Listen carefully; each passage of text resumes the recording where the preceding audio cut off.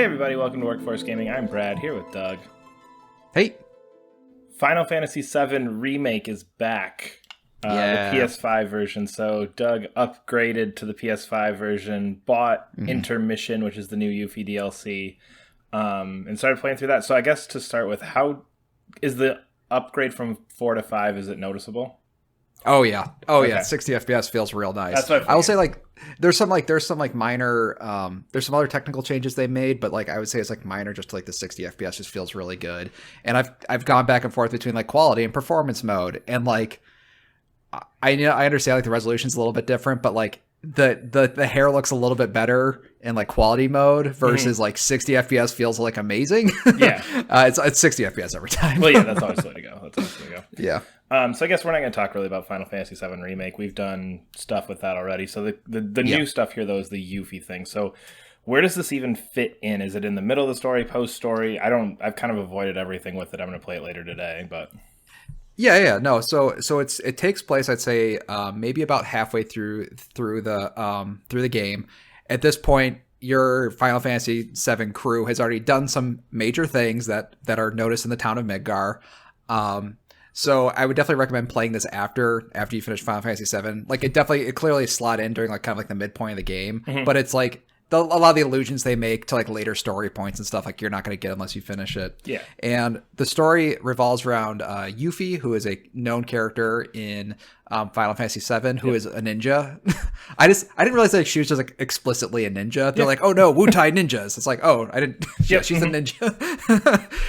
She's a ninja, and her partner Sonan, who is also from Wutai, who's kind of this.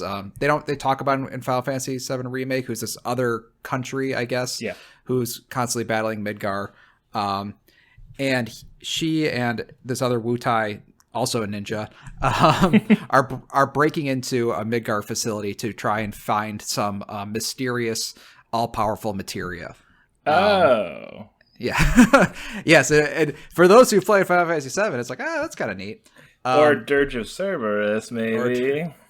Oh, God. That's so funny. It's a bummer you haven't played this, because I will say that it goes super hard into Dirge of Cerberus, which is and I'm sure people with like, what the hell is who just started Final Fantasy VII, what the hell is Dirge of Cerberus? So when Final Fantasy VII first came out, there was just a bunch of stuff, like in the PS2 era, of like different side games, different side stories, and there's a very not well received game called Dirge of Cerberus. And for whatever reason, they're like, this has significant story importance. Let's pull all of those characters in. And from what I understand, because you're kind of going into the hidden areas of Midgar, which is actually, apparently that's where like Dirge of Cerberus is sort of set during, and I don't know this. It takes place with a lot of the like, here's the secret behind the scenes stuff that Shinra's doing that even Avalanche didn't know about. Exactly. And so Yuffie is getting involved in some of that stuff. And with her partner Sonan, there's kind of a funny aspect of it. That there's an interesting dynamic though, because they are Wutai and they're getting helped by a different group of Avalanche, who is just apparently next door to your group of Avalanche. It's just never discussed. So in Final Fantasy VII Remake, they make it clear that your Avalanche crew was a spin-off of the main Avalanche group because of your different thoughts. And then so you're actually meeting with the group they had spun off from. And apparently there's a whole group there, 5 or 6 characters, all have voice dialogue and stuff, and like literally next door to the bar that you may have seen in Final Fantasy VII Remake. And it is funny anytime they see the main crew. Like this is not maybe there's like light spoilers. Like you do see the Final Fantasy VII main cast, and they do a lot of like, let's stay away from them sort of thing. So like, so like they were always there. You just never saw them kind of thing. Yeah. But the interesting dynamic is that because your group is Wutai, there's this kind of interesting dynamic of them not trusting Avalanche because Avalanche is part of Midgar. And there's this sort of like learning of like, we don't agree with your government, but we support your people sort of talk, which I think is kind of fun. And so I think some of those things like we've just learned as a society in the last like 20 years of like, a government may be bad, but you can still support the people and that kind of thing. And it does some interesting dynamics with that. That's cool.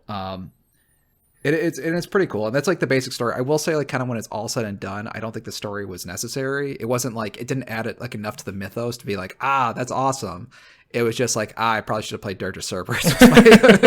Was my ultimate conclusion to that. But I feel like that's kind of the deal with a lot of these, even with the Final Fantasy 15. It seems like they're going the same route they went with 15, where it's like, okay, we're just going to kind of give the characters their own little side stories that happen intermittently throughout the story. And even with those, it's the same thing where it's like, oh, that's kind of neat and fun. Didn't get much out of it, but it was neat and fun, and I got a new character. I got to play as a new character. Yay!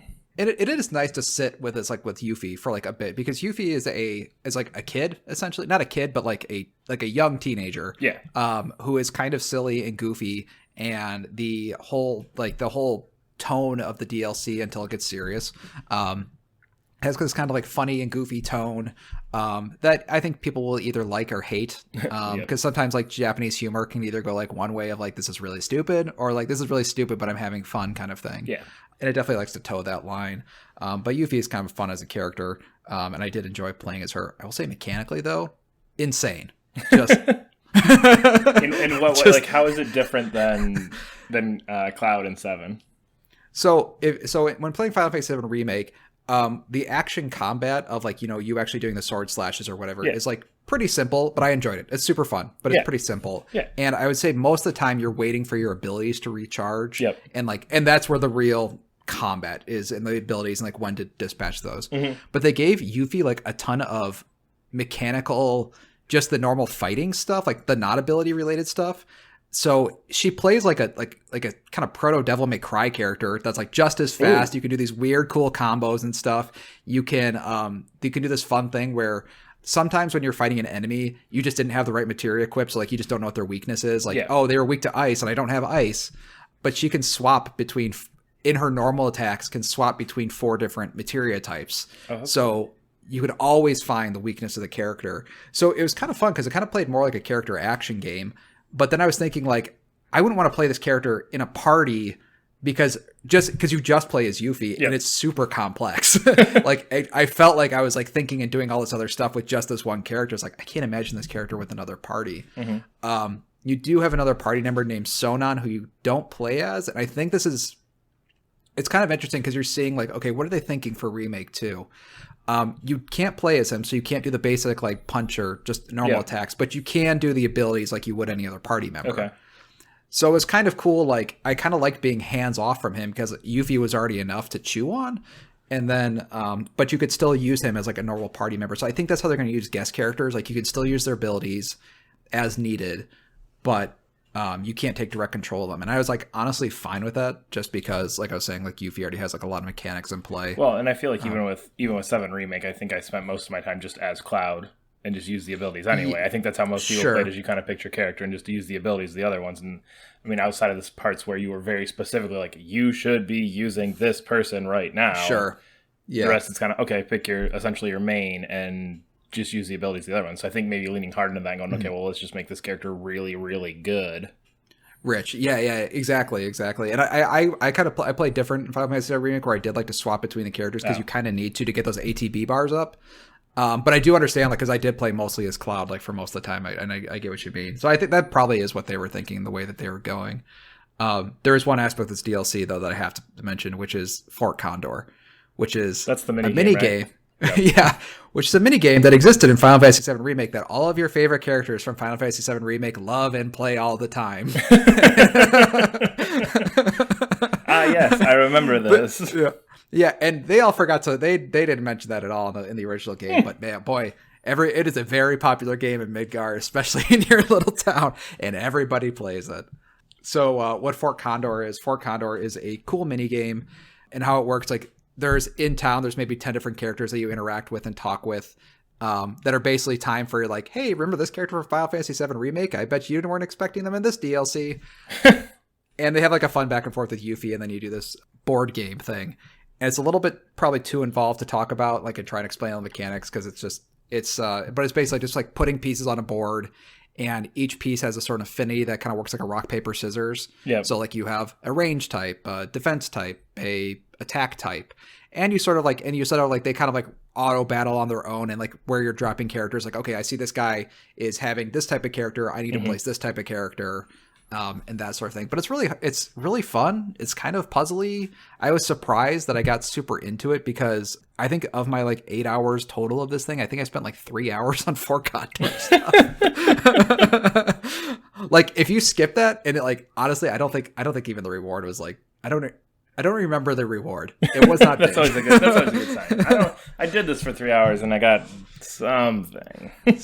And like it wasn't. I remember like the reward was not worth it, but I just really enjoyed it. Like I didn't want to continue the story like until I finished all my Fort Condor stuff. And like I feel like that's like the sign of a good minigame is like regardless of what you're getting from it, just the act of playing it is super fun. And I would say like my 8 hour runtime probably would have been like 5 hours if I just skip that entirely. And people will and be like, well, that was a short DLC, and it is. 5 hours isn't bad for DLC. It's not bad. It's not bad. I think just like ultimately because the story didn't really feel like it did much. That I think that was kind of ultimately where it felt like a little bit shorter and not as fulfilling. And like the first half of the DLC is like visiting a lot of stuff you've seen before. It feels very, this is gonna sound condescending, but like DLC-y, where it's like, oh, we put a new character in settings that we already have assets for, because you hang out in like that main Midgard town for like 4 of those hours. But there is a point when you finally do get to go see new areas and that kind of thing, and that was definitely more interesting. But I definitely remember for the first half of this DLC going like, I don't know, it's all right, it's kind of fun, but they do some really, really cool stuff with boss battles. And you could see them kind of work in the PS5 a bit, which was kind of fun. And I wasn't really expecting. Like, the final boss battle in this is, like, just... It's really cool looking, but there were so many particle effects on screen, it was kind of hard to tell what was going on. But it was just cool. Like, it was neat seeing them kind of, like, push the hardware a little bit. Because there's some scenes that's like, oh, this looked way better than anything I saw in the remake. And it's like, okay, this is kind of where they're going with it. And I don't know if this is spoilers, so I think people may ask, like, hey, is this like required viewing before Remake 2? Yeah. And yes. I mean, the fact that you're going to Dirge of Cerberus implies that everything is required viewing. It's like, I mean, sure. It's Nomura doing this, so I feel like it's going to end up like Kingdom Hearts, where like, we're going to take this 27 seconds out of this Yuffie DLC, and that is the main plot line for Remake Part 2. yeah. And if the total story of Final Fantasy VII Remake was like 25%, like the first one was like maybe 30% of it. Yeah. After you play as DLC, it'll be like 30.1%. It does some like Marvel sort of mid-credit stuff. That's like, if you're interested in Final Fantasy VII Remake stuff, you should probably get this just for required viewing. It was neat though. I enjoyed it. I feel like that should be your expectation going into a DLC like this. It's neat. There's a new character. You gave me a little tiny chunk of something, and I was entertained for 5 or 10 hours. That's a DLC in my mind. Yeah. No, exactly. I will say that the boss fights were like super cool. I know I didn't really talk too much about that and be kind of like weird spoilers getting into it, but mechanically what they're doing at the boss fights, I was surprised how involved they were. They felt with I only had to control one character. Yeah. But there's like a lot of neat stuff going on in the boss battles that was kind of unexpected. And the DLC is actually kind of hard. I died a few times, like a number of times in like my 8 hours. Which was, it was just kind of surprising how often I was dying. I was like, oh, this is actually not an easy thing. Like I would, like, again, besides the fact of like, hey, you should know story wise, play this after Final Fantasy VII. There is sort of an expectation going this, like, you understand mechanically how this works. Yeah. Which I did 7 months ago. Yeah. I guess to wrap up, how you mentioned like mid credits Marvel style stuff. Is this really self-contained? Like, does it have a solid beginning, middle, end, or is this like clearly like we're just jumping in here and then we're back in the main story, nothing really happened? Like, is there like a clear like this was Yuffie's story during this time period? Yes. Okay. Yeah, and it definitely, and I would say like the end of it, like I would say it has like a pretty definitive conclusion, but it's like clear that they're setting up. Kind of like with Remake in general, that they're like they're kind of like building a foundation for some new interesting things that they're kind of playing around with the Final Fantasy VII storyline. And it's clear with like some of the Yuffie stuff. There's stuff that's like unresolved that they're probably going to bring into like, this is now the new Yuffie story stuff that we're going to talk about once we bring Yuffie into play. Yeah, I would say it doesn't end in a cliffhanger. It's definitely like, hey, this is Yuffie's little story, and then we'll probably get more into it in Final Fantasy VII Remake. Yeah, nice.